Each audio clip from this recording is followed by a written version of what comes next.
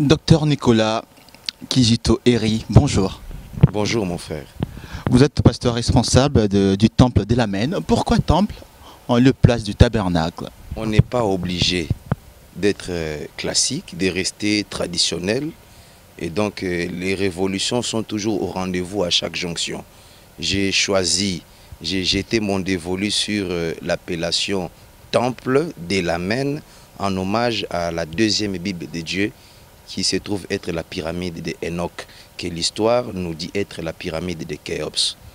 William Branham devait être votre modèle, n'est-ce pas? C'est le modèle, pas un modèle, c'est le modèle. C'est quoi dire la différence? Mais parce que c'est un article indéfini. Le modèle, c'est que c'est lui l'idéal. C'est le modèle idéal. Alors où est la place de Jésus? Jésus, c'est le sauveur. Branham, c'est le leader de l'âge. Jésus ne peut-il pas être un modèle pour vous? Jésus, c'est le modèle de la rédemption. Le prophète Branham, c'est le modèle de l'âge de l'église de Laodicée. Alors pourquoi n'avoir pas pris l'engagement ou souhaité dénommer votre église, par exemple Eri Tabernacle ou tel tabernacle, comme Branham Tabernacle, parce que lui-même il avait une église, il ne l'avait pas dénommé temple, mais c'était plutôt Branham Tabernacle. Non, il faut interroger l'histoire, il faut interroger les circonstances dans lesquelles le prophète Branham a accepté que l'église dont il était le pasteur, qu'on puisse lui attribuer le nom de Branham Tabernacle. Je crois que c'était lié à l'administration des États-Unis, étant donné que c'est le frère Branham qui entreprenait des démarches en rapport avec l'installation de l'église, et il y avait une problématique en rapport avec le nom. Ça, c'est au niveau de l'administration. Et donc, puisque c'est Branham qui entreprenait seul les démarches en rapport avec l'installation ou la reconnaissance juridique de cette église-là, pour couper court à la difficulté qu'on avait de donner le nom à l'église, on a carrément donné à cette église le nom du Branham Tabernacle, dans la mesure où la grande partie des frais à payer était à la charge des frères Branham lui-même. Il n'y avait aucun aspect spirituel dans la dénomination du nom? Non, c'était lié essentiellement à l'administration, aux exigences administratives en rapport avec l'installation de l'église dont Branham était le conducteur. C'est lui, Branham, qui entreprenait des démarches, et dans la difficulté d'attribuer à cette église un nom particulier, on a préféré couper court en lui donnant le nom de celui qui entreprenait les démarches administratives, le Branham Tabernacle. L'attribution des noms d'une église, ça n'a rien à voir avec le spiritualisme. Donc c'est plutôt, en vous entendre parler, c'est plutôt question la spiritualité ou le deux, mais ça doit avoir un aspect administratif en vous entendre parler. Je ne sais pas qui est-ce que vous faites allusion, ni à quoi est-ce que vous êtes en train de faire allusion. Il faut interroger ceux qui se sont donné le loisir de donner le nom aux églises. Moi, je vous ai donné les raisons pour lesquelles j'appelle mon église le temple de l'Amen, et je viens de vous donner les raisons pour lesquelles le modèle de l'âge a donné à l'église dont il était pasteur le nom du Branham Tabernacle. Donc je ne peux pas plaider par procureur. N'est-ce pas parce que William Branham c'était le tabernacle justement du Dieu vivant? C'est une des raisons de l'attribution de son église du nom du Branham Tabernacle. Je viens de vous dire que le nom de Branham Tabernacle venait du fait que le frère Branham était celui ou le seul qui entreprenait des démarches administratives en rapport avec l'installation officielle de cette église-là. Donc face à l'État, les documents de l'église, c'est Branham qui les avait. Les procédures pour installer cette église, c'est Branham qui les initiait, qui les diligentait. Et donc, pour contourner cette difficulté-là en rapport avec le nom que devait porter cette structure religieuse, on a carrément préféré prendre le nom de celui dont le nom était déjà sur les papiers administratifs. Donc c'était lié à l'administration des États-Unis suite à la personne qui au départ déjà entreprenait des démarches. La parcelle sur laquelle le Branham Tabernacle a été construit, c'est l'argent de frère Branham. Il a acheté cette parcelle-là à 100 $ américains, c'était son argent. Le bâtiment qui a été construit, c'est l'argent des dîmes qu'on donnait à frère Branham qui qui a permis à ce que la première construction soit entreprise. Et donc, il n'y avait personne qui avait au départ contribué à l'érection de cette église-là. Et donc, pour contourner la difficulté du nom qu'on aurait pu donner à cette structure religieuse, on a préféré carrément couper court en donnant à cette église le nom de celui qui avait diligenté les procédures administratives. À la lumière du message, est-il permis à un serviteur de Dieu, un pasteur, d'attribuer le nom de son église en son nom? Je n'ai pas une interdiction formelle allant dans ce sens-là, mais l'idéal proposé par le frère Branham, c'est de donner à une église le nom du temple de Jésus-Christ, tabernacle du Seigneur Jésus-Christ, temple de Dieu. Et voilà. Et comme c'est que nous avons fait temple de l'Amen, parce que l'Amen, c'est un attribut du Seigneur Jésus-Christ dans l'âge de l'église de Laodicée. Voici ce que dit l'Amen. Donc c'est l'attribut que le Christ porte au temps de la fin. Alors pasteur, vous organisez dans votre église une réunion. De quoi s'agit-il? C'est une réunion spéciale en mémoire, en souvenir de la descente, de la rencontre que le prophète Branham a eue avec les 7 anges qui sont venus le visiter en vue de l'ouverture des 7 sceaux. Je crois que si ma mémoire n'est pas traîtresse, nous aurons totalisé 56 ans depuis le 8 mars 1963, lorsque le prophète Branham a rencontré les 7 anges qui lui ont donné le pouvoir lui permettant d'ouvrir les 7 sceaux qui avaient scellé la Bible pendant 2000 ans. Quel est le rapport entre cet événement et l'événement du 28 février? Il n'y a aucun rapport. Qu'est-ce qui s'est passé le 28 février? Le 28 février ne s'est rien passé selon vous, le pasteur, dans le monde du message. Cette date ne vous dit absolument rien.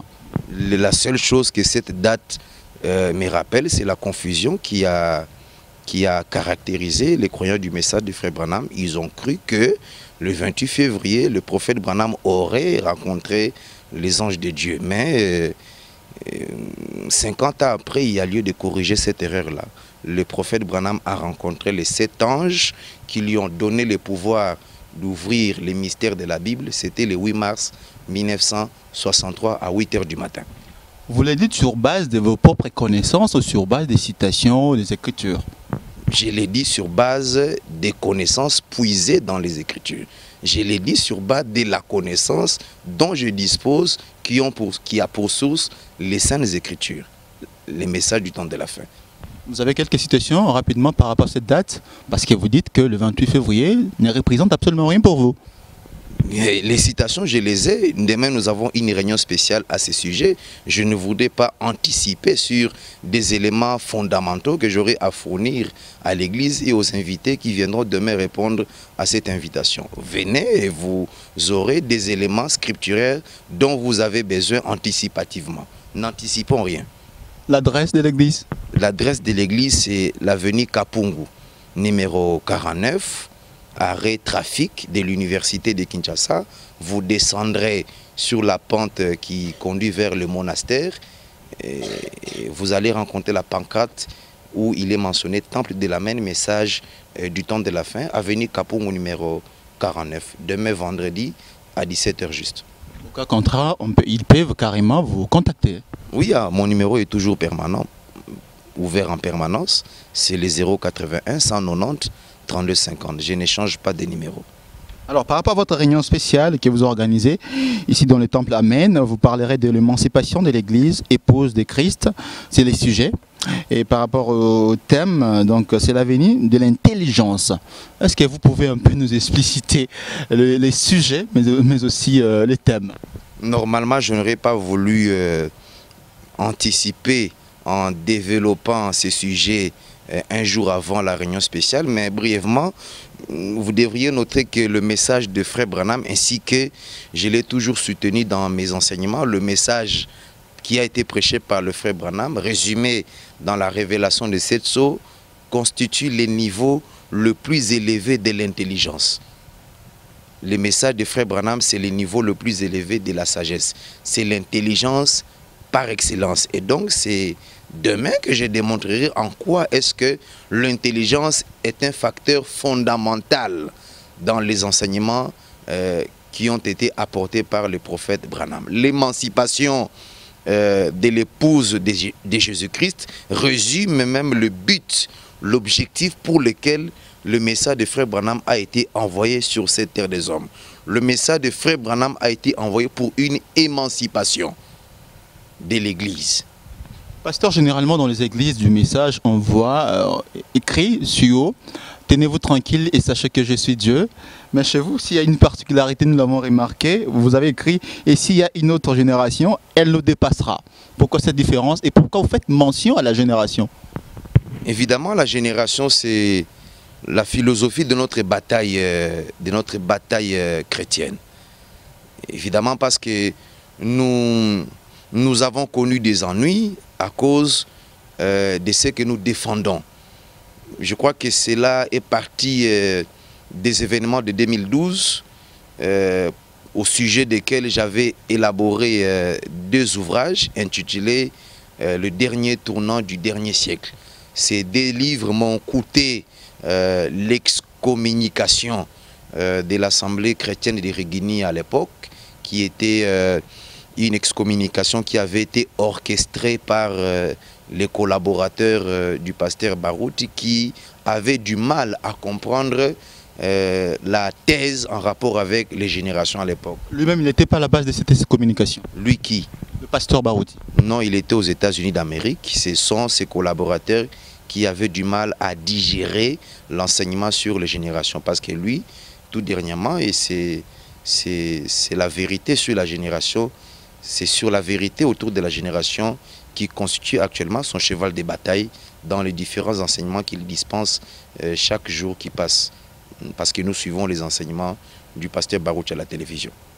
Alors, selon vous, la génération de Branham, c'est déjà du passé ou nous continuons toujours sous la génération, dans la génération de William Branham? Ça dépend dans quel angle vous vous situez, ça dépend dans quel contexte vous vous retrouvez, parce que quand vous prenez un texte en dehors de son contexte, vous allez glisser dans le prétexte. Et je crois que le prophète Branham n'avait pas un langage aussi méticulé comme c'est qu'aurait un homme intelligent, un homme qui a étudié, un théologien par exemple. Parce qu'un théologien comme le docteur Levi, le frère Bossuov, serait habile, astucieux pour savoir comment placer les mots, comment mettre chaque mot à sa place. Frère Branham était dépourvu de cette habilité-là. C'est ainsi que dans son langage embarrassé, il pouvait parler de l'âge à la place d'une génération et parler d'une génération à la place de l'âge. Donc William Branham s'est trompé. Il ne s'est pas trompé. J'ai dit que dans sa façon embarrassée de parler, à l'instar de ce qui caractérisait le prophète Moïse, qui avait dû avoir un interprète qui parlait clairement les choses, n'est-ce pas, pour faire comprendre sa pensée. Je suis en train de vouloir te faire comprendre que le frère Branham, il lui arrivait de faire passer l'âge pour une génération et inversement de faire passer une génération pour l'âge. Mais il n'en reste pas moins que quand le frère Branham veut clairement dire quand il veut clairement parler de la génération en tant qu'un délai fixé dans le temps, il disait clairement qu'une génération, bibliquement, compte toujours 40 ans. Et donc, lorsque nous prenons la génération comme étant un délai, un espace de temps compté en 40 ans, là, je crois que le pasteur Barouti n'a pas tort. Pasteur Nicolas, je vous dis merci. Je vous en prie, mon frère.